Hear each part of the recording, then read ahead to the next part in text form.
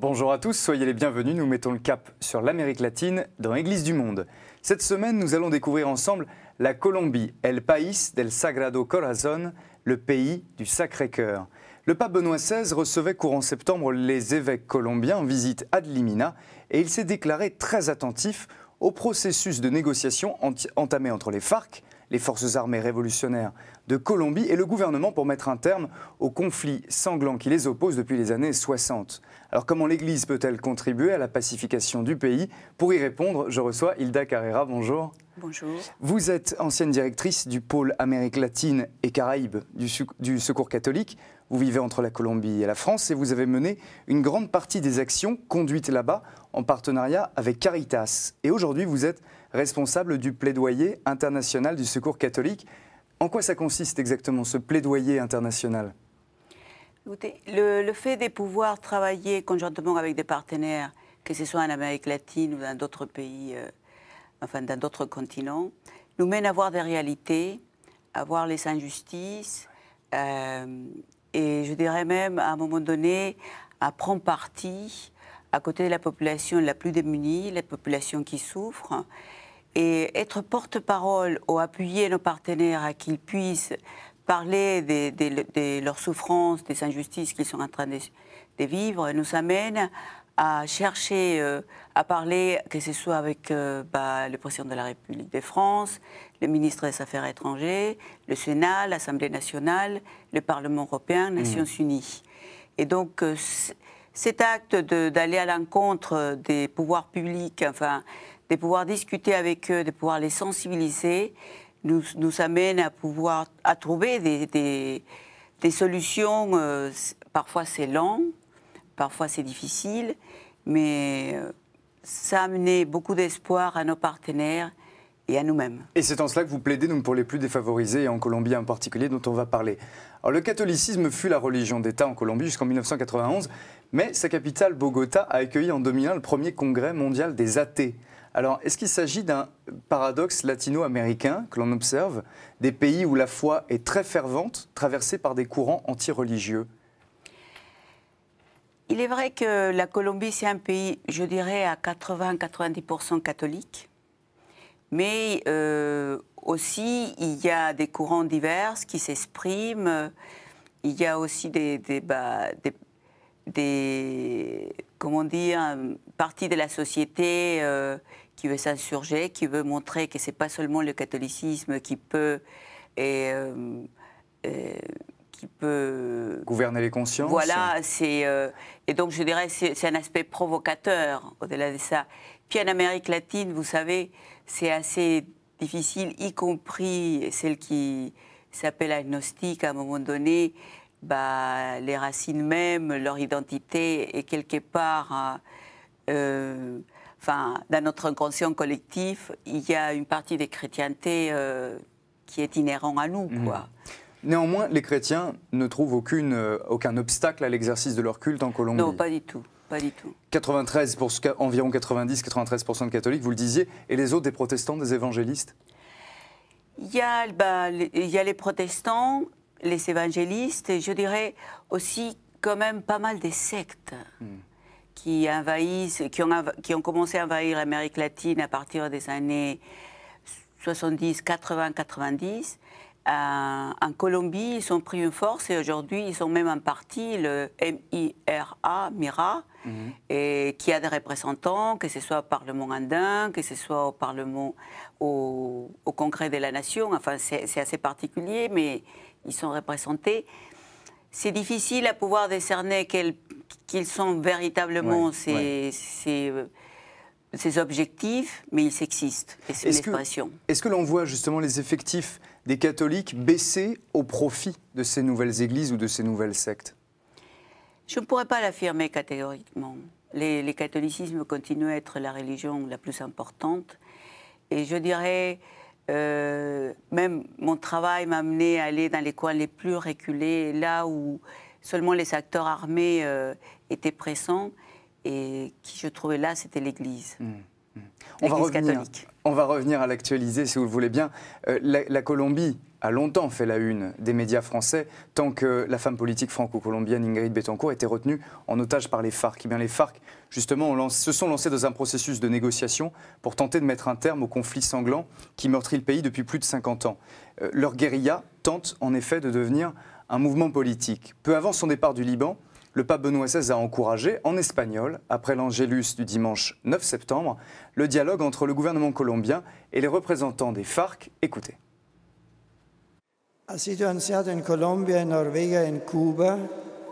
Il a été annoncé en Colombie, en Norvège et à Cuba un dialogue important entre le gouvernement colombien et les représentants des forces armées révolutionnaires de Colombie, avec la participation de délégués du Venezuela et du Chili, pour tenter de mettre fin au conflit qui dure depuis des décennies et afflige ce pays bien-aimé.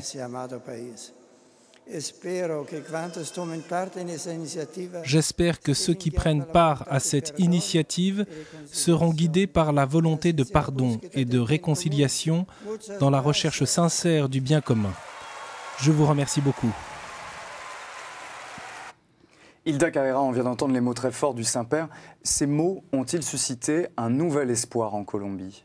Absolument. Les jours où ça a été communiqué par le président de la République, je dirais que dans la société de Bogota, enfin, mais c'était partout en Colombie, il y avait un élan d'espoir. Enfin, les gens parlaient de ça. Les Colombiens pensent qu'avec un processus de paix, la Colombie serait un pays différent et qu'il y aura beaucoup plus de chances. Et moi, je le crois aussi. Parce qu'il faut dire que cette guerre, cette révolte, elle dure depuis maintenant plus de 50 ans. Effectivement. Elle a fait des morts dans toutes les couches de la population? On peut affirmer même qu'il n'y a pas un Colombien qui n'a pas été quelque part touché par ce conflit armé. Il y a des personnes qui ont dû fuir, même si ça appartient à la classe moyenne ou aisée, il y a des gens qui ont été, enfin, dans leur famille ont été enlevés, il y a eu des morts, des disparus.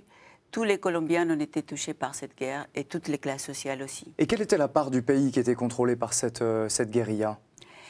Ça dépend des périodes, je dirais. Mais on en a beaucoup parlé à partir de 1998, puisqu'il y a eu le processus de paix à San Vicente del Caguán, c'était dans le sud de la Colombie. Et il est vrai qu'il y avait un territoire qui avait été quelque part confié aux FARC, et c'était pressant. Mais aujourd'hui, on sait actuellement qu'ils sont dans les Cauca.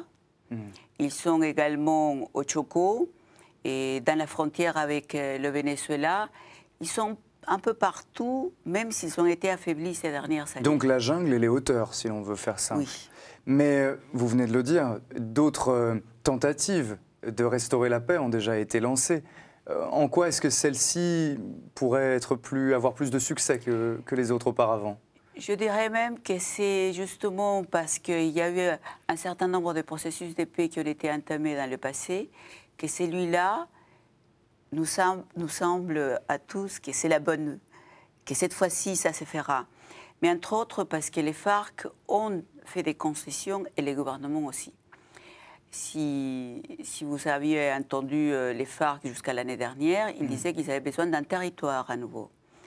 Et le président Santos avait refusé, avait dit qu'il n'était pas question. Le président Santos également avait demandé un certain nombre de choses que les FARC n'acceptaient pas. Or, on le sait aujourd'hui que ces dialogues ont été établis depuis un bon moment. Nous l'avons appris récemment en Colombie, enfin, la population colombienne, mais cette volonté de la part du président Santos, tout en étant très réservé, très dur, et en continuant une politique militaire à l'encontre des FARC, et n'a pas empêché la possibilité de dialoguer avec eux. Alors il faut quand même rappeler que les FARC ne sont pas tous des révolutionnaires romantiques, et je crois qu'ils ont mené quand même une répression très dure contre l'Église.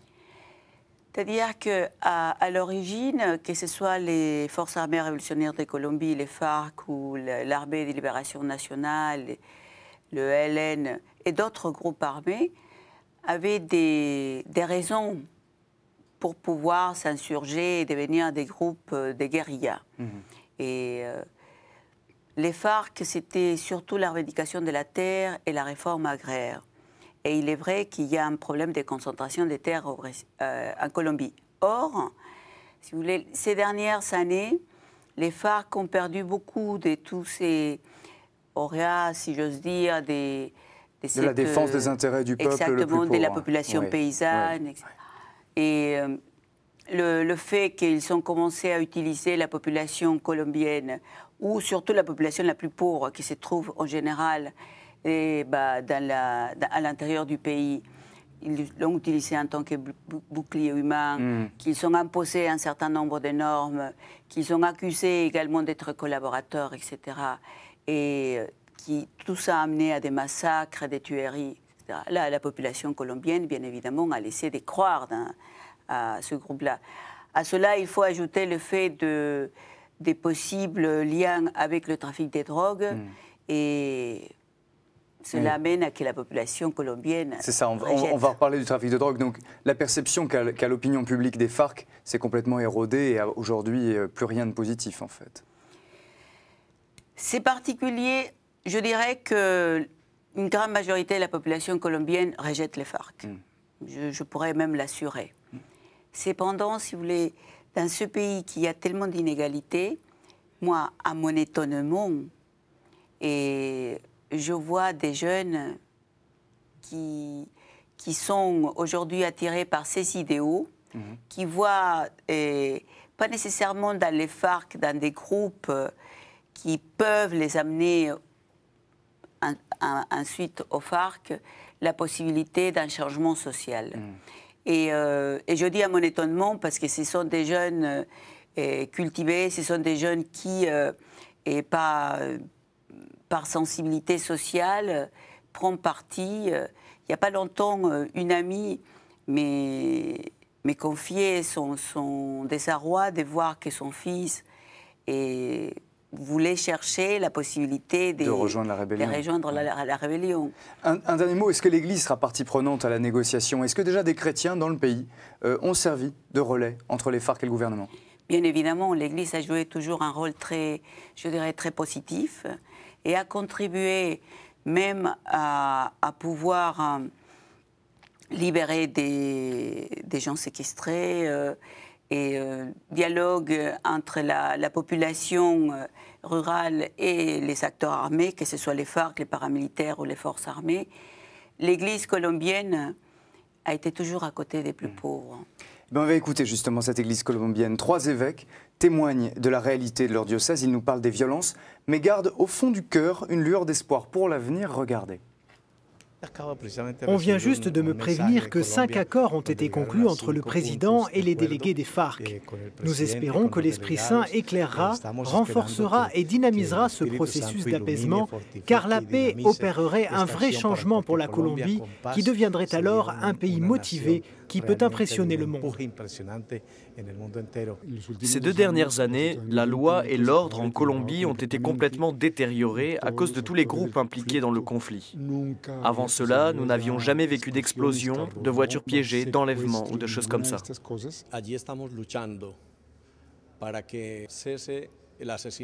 Nous espérons mettre fin aux massacres qui se produisent très souvent dans les secteurs de Cali.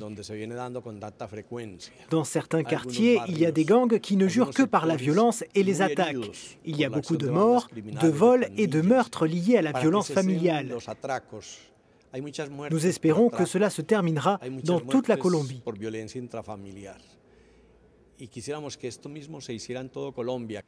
Alors on a entendu ce témoignage d'espoir de ces évêques, un pays qui peut impressionner le monde, je cite, s'il connaît la paix. Mais comment y parvenir? Quels sont, d'après vous, les moyens humains, les ressources matérielles, peut-être financières ou écologiques de ce pays pour aller de l'avant et pour offrir au monde un très beau visage? D'abord, je dirais que la Colombie se caractérise pour être un peuple chaleureux et ouvert. Malgré cette image des violences qui existe dans notre inconscient collectif, les Colombiens, ce sont des hommes et des femmes travailleurs qui croient dans leur pays et qui essayent de s'en sortir. Ça, c'est la première chose. La deuxième, c'est Les gens ont plein de convictions. D'ailleurs, pour ça, nous avons connu tellement des défenseurs des droits de l'homme qui ont parcouru toute l'Europe en essayant de sensibiliser la communauté internationale vis-à-vis du conflit. Ensuite, les ressources naturelles. C'est un pays qui a des ressources naturelles énormes, que ce soit au niveau du pétrole, que ce soit au niveau des minéraux, que ce soit au niveau de la biodiversité, l'eau. L'eau est très importante en Colombie. Donc, elle a tout pour pouvoir vraiment réussir et amener le pays au-delà de ses propres attentes, mais également c'est un piège. C'est ça, c'est à double tranchant ces ressources qui sont convoitées. Parce que les minéraux, si les multinationales arrivent et ne respectent pas les normes, et en général, on a vu qu'en Amérique latine, ils ne respectent pas les normes de défense de l'environnement, de respect de l'environnement, etc., cela peut amener à des conflits sociaux, des déplacements massifs. Et même s'il n'y aura pas une guérilla, il y aura des situations de tension qui empêcheront le pays de pouvoir se développer normalement. On a abordé brièvement tout à l'heure le narcotrafic. 7 prêtres ont été tués en Colombie en 2011, certainement par des narcotrafiquants, ou le plus souvent. Et malheureusement, pour faire des exemples, l'Église est-elle prise pour cible dans sa défense d'une agriculture qui viendrait pallier à remplacer celle de la drogue? Absolument.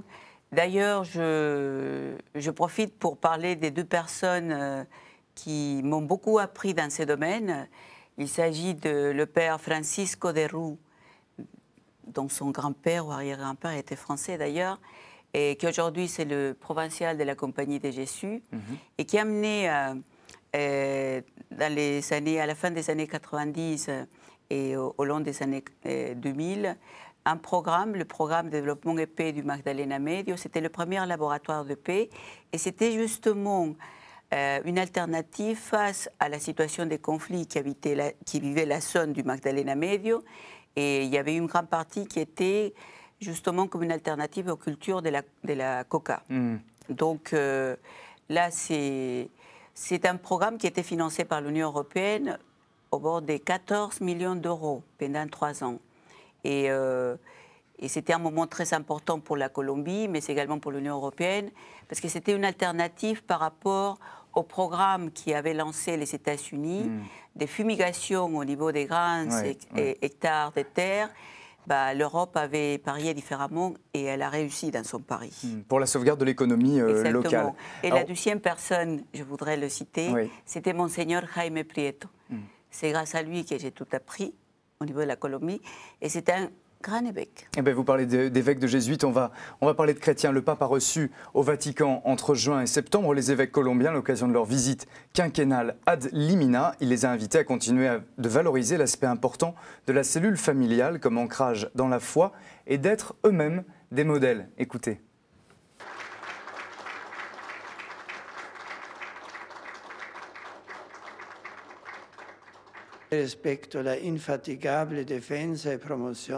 L'infatigable défense et promotion de l'institution familiale demeure une priorité pastorale pour vous.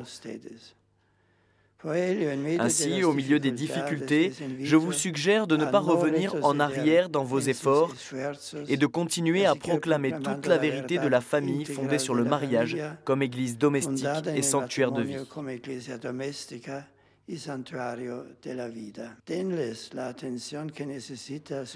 Donnez-leur l'attention dont ils ont besoin dans leur vie spirituelle, intellectuelle et matérielle, afin qu'ils puissent vivre leur ministère fidèlement et fructueusement.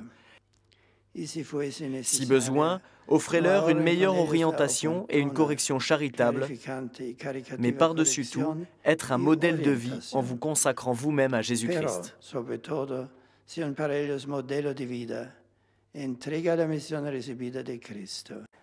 On a entendu les mots du Saint-Père pour qui la famille est une priorité pastorale majeure. Pourquoi?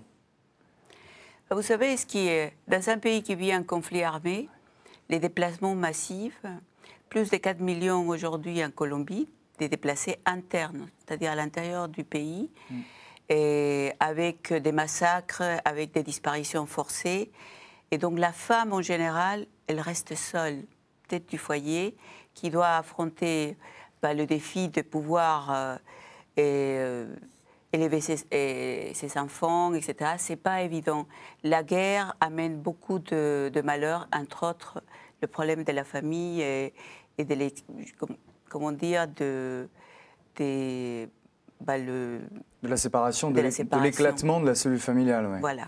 Le pape a aussi demandé à ses évêques une exemplarité sans faille afin d'être des modèles de réconciliation.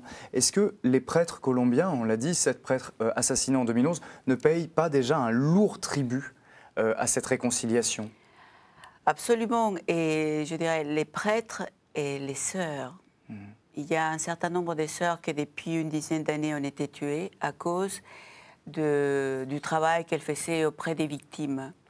C'est-à-dire, vous savez, l'Église est dans les coins les plus reculés de la Colombie, là où il y a justement les acteurs armés se trouvent, et ils ont pris part, ils ont dénoncé les situations. Si on a su un certain nombre des massacres qui ont été commis, si on sait qui sont les auteurs, etc., c'est entre autres grâce à l'Église qui a apporté aide à la population, mais également qui a dénoncé ces situations d'injustice.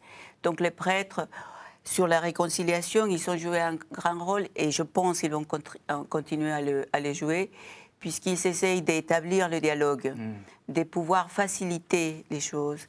Et aujourd'hui, avec la question de la réconciliation, ce thème a pris une grande importance, surtout à partir du 10 juin 2011, lorsque le président Santos a voté, a approuvé la loi des victimes. C'est la loi 1448, loi des victimes, et dans laquelle c'est les victimes et la redistribution des terres et qu'on préconise la paix et la réconciliation. Donc l'Église a toujours pris le parti des plus pauvres en Colombie. Absolument.